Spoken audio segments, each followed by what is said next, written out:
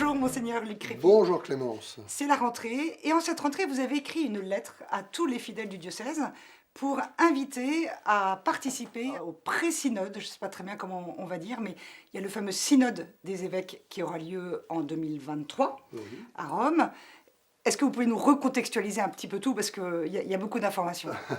En 2023, il va y avoir un synode des évêques, avec un certain nombre d'évêques invités par le pape, et le thème choisi est celui de la synodalité. La synodalité, c'est presque un gros mot.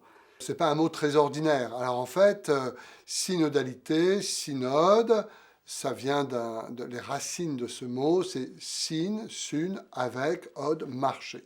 Donc en fait, la synodalité, c'est la manière avec laquelle nous marchons ensemble. C'est-à-dire dans l'Église, il n'y en a pas qui marchent à côté du chemin, il n'y en a pas qui marchent 10 km derrière ou 10 km devant. On est invités tous, avec ce que nous sommes, à marcher ensemble. La première étape, c'est celle que nous allons vivre dans notre diocèse, comme dans tous les autres diocèses du monde, un temps pour voir comment nous vivons ici dans les Yvelines cette notion de marcher ensemble, c'est-à-dire de synodalité. Alors est-ce que je peux me permettre d'être un petit peu provocante, mais Bien sûr. on a l'impression que c'est encore quelque chose à mettre en place dans nos paroisses, au niveau du diocèse, etc. Ça fait beaucoup. En fait, nous vivons au quotidien la synodalité.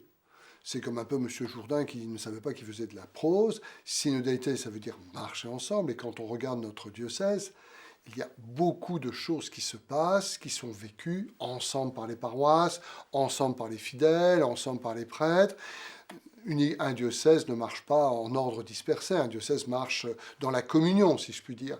Et donc, finalement, l'initiative du pape va nous inviter à nous arrêter et nous dire comment nous marchons vraiment ensemble, comment nous vivons la synodalité.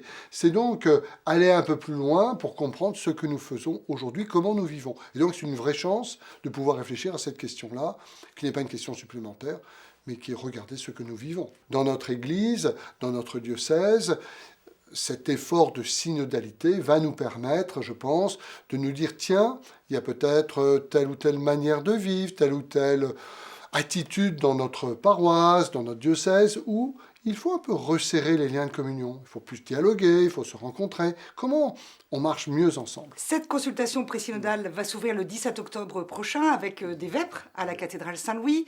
Il y aura encore le temps d'expliquer à chacun les différentes modalités pour s'emparer des différentes questions. Mais à tous ceux qui se diraient peut-être c'est pas pour moi, c'est trop loin, qu'est-ce que vous pourriez leur communiquer comme message?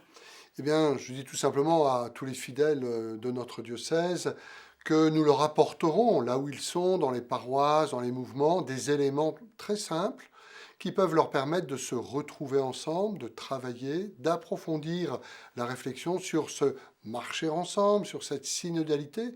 Et je pense que ça peut être vraiment une chance pour notre Église de travailler plus à la communion. Et qui dit travailler à la communion, dit travailler à l'évangélisation. Alors je vous invite très chaleureusement et très vivement à participer dans les quelques mois qui nous séparent de la fin de cette phase pré-synodale à toute cette réflexion.